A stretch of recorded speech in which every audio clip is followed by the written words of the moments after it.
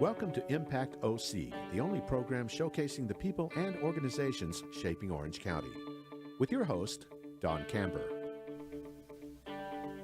Hello, live from the OC Talk Radio studios at UCI's Beal Applied Innovation Center. I'm OC Talk Radio Public Affairs Director Don Camber with another great guest impacting our community in a positive way. Today, I welcome Together We Rise founder and CEO Danny Mendoza. The organization, based in Brea, changes the way children experience the foster care system in America. Thank you, Danny, for being on Impact OC. Yeah, thank you so much for having us here. Danny, I understand you founded the organization at the age of 19. Please explain why. Yeah, so I was, just going to college, working at a law firm, and living a normal, ambitious life of being a lawyer one day here in Southern California when, I got a phone call that basically said that my aunt and uncle were getting a divorce. And naturally, because I worked in the industry, they needed some help. And when I was going through that process, I found out that my 9-year-old cousin was living in a car. And I was kind of just shocked and stunned and wasn't sure what I could do and what I was able to do. So I, contacted some friends of mine, and I remember that I went to school with a kid that was in foster care, and he had a home because his parents were going through some stuff. So at that point, I decided to, get my baby cousin into foster care. And what is the life of a person in foster care? Foster care is basically a place where you go to when your parents are going through some struggles. So it's a temporary home while your parents recover or whatever they're dealing with, and you find a place to, to sleep, to eat, to, still hopefully go to the same school. But it's a very uncertain time. You don't know where you're going. You don't know if you're staying. You don't know, what your next day looks like. So it's very chaotic, to say the least. So how exactly does it work? A family takes a person in temporarily? Yeah, so a family signs up to take in a kid that, doesn't have a home. And you can take them up to, a few nights until they find a permanent home, or you can set up to be a long-term foster parent where you take them on for, 2 to 5 years until their parents get better. And what are the ages of people in the foster care system? So the average age of a foster child is 9 years old. And then they're in the system and they don't have any control for their life, do they? Yeah, they don't ever really get control of their life until they get into their early teens, and it's very confusing. There's a lot of lawyers, social workers, courts involved, sometimes CASA volunteers that kind of help guide them through that process. But it's confusing for me now, being an adult that's been working on this for 15 years. I can only imagine being 8 years old and trying to figure out, where I'm going to sleep the next night. So how did you create the organization? I started it on LegalZoom. Funny enough, I was on MySpace one day, which is the dinosaur to Facebook and Instagram. But I got an advertisement during the time that I found out what my cousin was going through. And I worked at a law firm, and I asked my boss for some guidance in the process. And, as I was trying to help him, they didn't allow me to help him because I wasn't 21 years old at the time. I was only 19. And you had to be 21 to be involved in the system as a volunteer. So I kind of researched some loopholes and decided that if I started my own organization and got my own insurance, that I was able to volunteer and work with kids in the system. How did you come up with the name? Together We Rise, it actually was from a song. And it was just like the political time. It was during 2008. And it just kind of was inspiring to me because I feel like, it takes a village to help these kids. So Together We Rise just fit natural to me. So how do you help the kids? So we help them in a number of ways, from different resources that are unfunded through the government, like getting a bike, or when they enter the foster care system, they usually get a trash bag to carry their belongings. So we provide them with an emergency kit, which contains of a duffel bag, teddy bear, hygiene kit, crayons, coloring books, from STEM boxes so they can learn about science, to scholarships that basically allow them to find a path when they grow up. And we also are launching trade school scholarships so that they could, if they don't want to take the traditional route, they have options to become a mechanic or a chef or, work in the appliance industry. So how are you connected to the foster care system to help them? Yeah, so Together We Rise actually works as this kind of connector between corporate volunteers, community volunteers, and foster agencies. So we play like the middleman. So what we do is we make these big asks and partner with these big corporations about creating opportunities to give back, and then we connect them locally to their an agency in their community. So you've assembled volunteers across the nation. How did you do that? Yeah, so we actually activate, anywhere from 80,000 to 100,000 volunteers every single year. And that's one of like the coolest things that we do at Together We Rise, because we provide an easy way for people to help kids in foster care. And our big motto is, you don't have to be a foster parent to help a foster child. So how can you help? How can people help you help them? They can go to our website, Together We Rise, and just think if there's a night they want to give back with their community members, with their family, if they want to give up their birthday. We assemble these pre-assembled kits that we can ship to them, and they can either decorate the duffel bags for the kids so when they enter, or they decorate a box and it's a birthday box essentially, and they fill it with all these cool essentials, and they can add in extra stuff for these kids to celebrate their birthday while they're in the system. And so we create a lot of cool ways from giving back at work. We work with a lot of companies all over the country where they can, assemble a day from 1 hour to 4 hours to, get everyone involved and make sure that it helps on a local level. Was there Together We Rise organizations all across the country that do the assembly of duffel bags and items like you stated, or is it based in Brea to do those kinds of things? So we do this all over the country every single day. We have about 20 events per week. So we have staff members all over the country. We actively live on planes. JetBlue is one of our big sponsors, so shout out to them because they allow us to fly for free to make sure that we can go to these events and organize on a local level. Explain some of the events. So I'm going to give you an example. Last week we were able to build 200 bicycles in Florida, and all those bicycles were built by, TD Bank, and they stayed on a local level. So the employees come together, we tell them about foster care, what the struggles are and how they can help. And then there's an activity where they can assemble the bicycles. And then we partnered with the local foster agency that came in and picked up all the bikes, and they distribute them to the kids in their care. Does your members interact with the actual foster care children? So no, and it's very complex, right? So children in foster care are in kind of like in a protection mode where, they don't necessarily have access to the public unless it's an event where, people don't know about and they're just kind of blending in.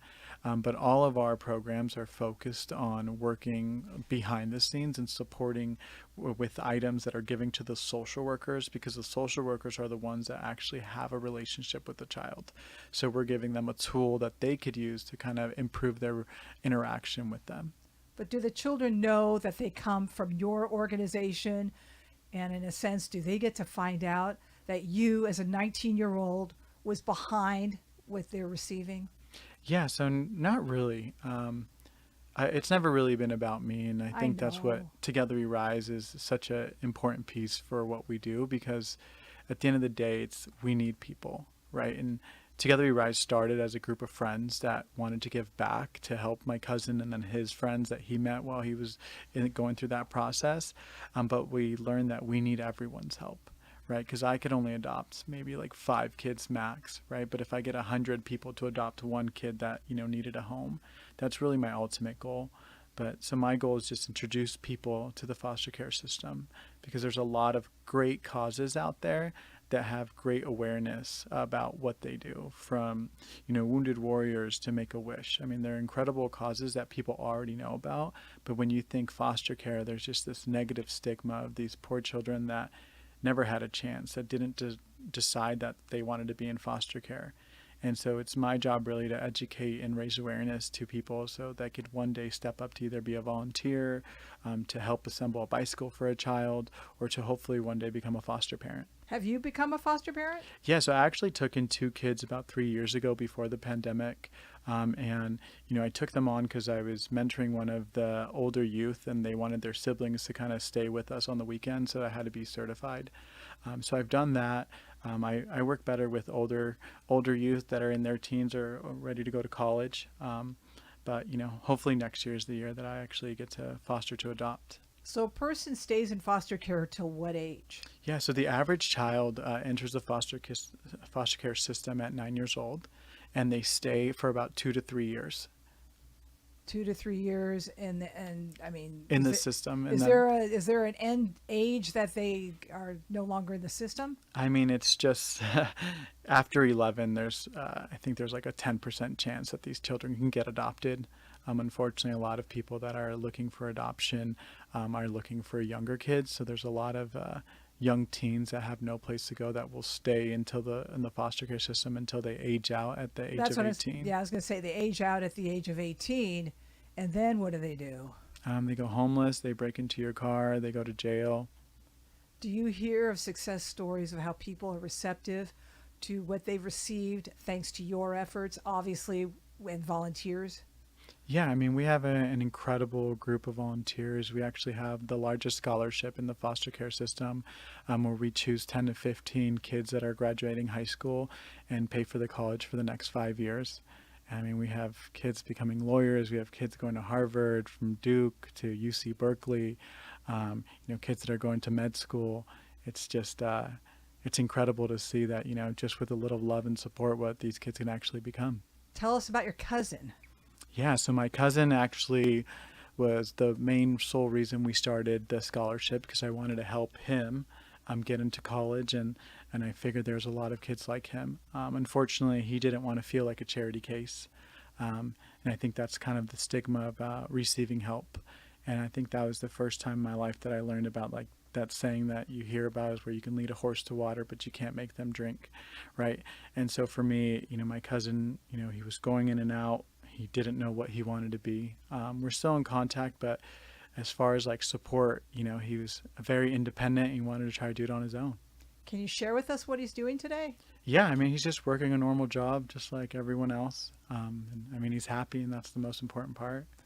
Let's talk about sweet cases. What are those? Yeah, so sweet cases are basically an emergency duffel bag that are given to police officers, CPS workers, social workers, so that when a child gets removed from their home, they're giving something more than a trash bag. So when a kid enters the system, it's usually a Friday night, Saturday night, parents are intoxicated, the cops get called, and when they get to the home, they realize like this place is an unsafe place for a child. So in that process, they usually grab a trash bag, put the kid's belongings in there, and they put them in the cop car until the CPS worker shows up. So our goal is to provide them with the duffel bag that, is kind of comforting for them. They have a brand new teddy bear that's incredibly soft, an awesome fleece blanket. They have a hygiene kit just in case they don't grab that as they leave.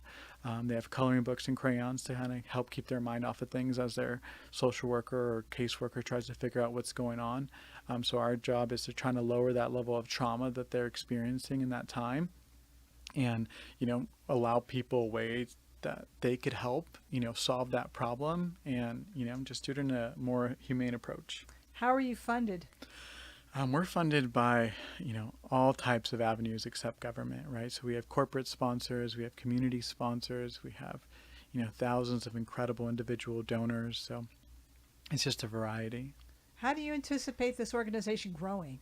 I mean, we are definitely on a great track. I definitely want to be the voice of children in foster care across the country and the organization that stands up for them. It's very important for us to be that, because the more we do, the more opportunities we get to help and the more kids that benefit. What are some of the misconceptions people have about children in foster care? Children in foster care. Well, one, a child has never chose to be in foster care. Just because they're in foster care doesn't mean they're a bad kid. And, and not all children in foster care are up for adoption. I think it's about 100,000 of the 500,000 are up for adoption. But a lot of people just think they're bad kids. So I understand there is a movement to help people in foster care. Is there enough being done for them? No, we're way behind. People just don't know how to help. There's not enough organizations that want to help, that are focused in the foster care community. And, foster care is changing so much. I think the biggest issue right now is aging out youth, right? So 22,000 kids every year age out of the foster care system, which means they just, go homeless, they go to jail, they, couch surf. There's not enough homes available that are what they call transitional living programs available for them to go sleep in, live in. And so it's a very traumatic time for kids in foster care, and COVID didn't help any of that. So I understand you try to encourage parents to become foster care parents. Explain how you do that. Yeah, so we're very indirect, right? So before Together We Rise, the only way to help a foster child was you either gave money or you became a foster parent. And those were your only options. And so for us, we take a different approach where we allow you to learn about the problem, solve a small problem, and volunteer and learn more about what the kids are going through so that you can decide if this is something that your family would want to take on. We also have a program at Disney Days that we call Disney Days, at Disneyland, where we reunite siblings that have been separated from their siblings at Disneyland. And so those are days where people get to meet the kids and interact with them, and they get background checked. We work with social workers to make it all happen, and everyone's supervised. But we have people that become foster parents just from that event. We have a handful of people that have adopted kids in their group from that day. I mean, we just had Disney Days last week, and we have a few people inquiring about adopting some of the kids that are available for adoption that were in their group as we speak. And so it's just a powerful way to learn about foster care, and we're just doing our best to raise awareness in a way that people can take it where it's not a huge undertaking versus it's just an introduction, and we allow them to decide. Does a person have to have a child in foster care and then they go to adoption, or can you go strictly to adopt? So, technically, because they're in the foster care system, you technically have to be a licensed foster parent first. There are children that are already available for adoption that have had their parental rights terminated.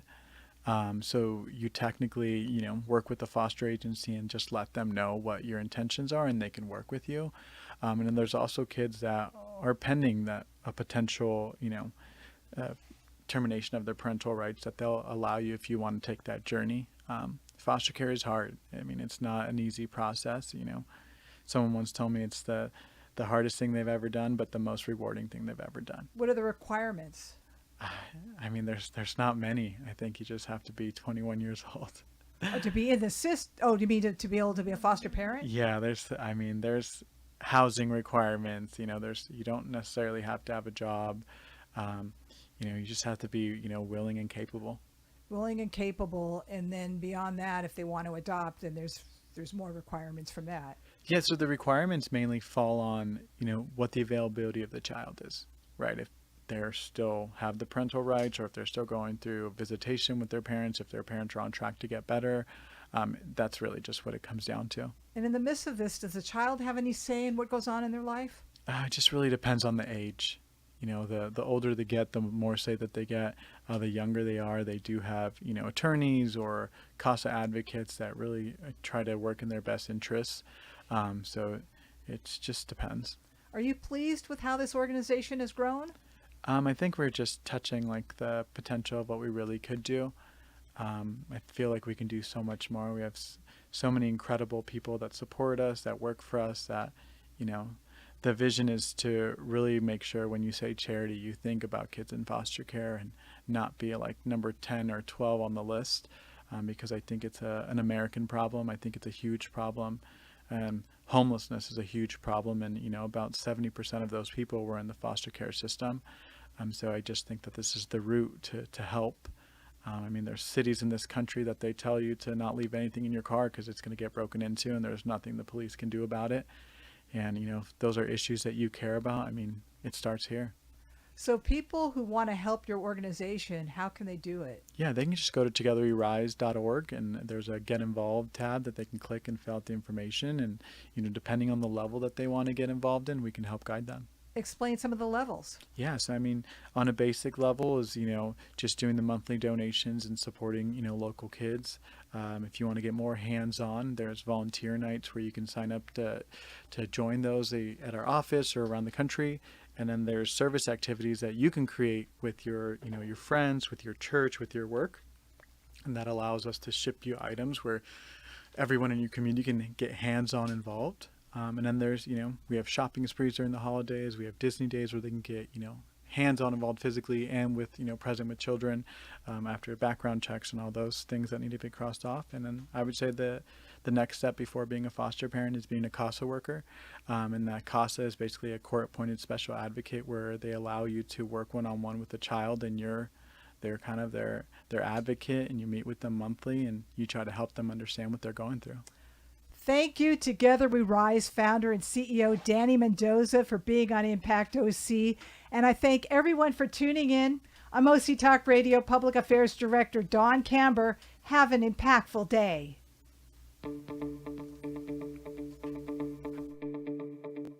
You've been listening to Impact OC, the only program showcasing the people and organizations shaping our community. Right here on Orange County's only community radio station, OC Talk Radio.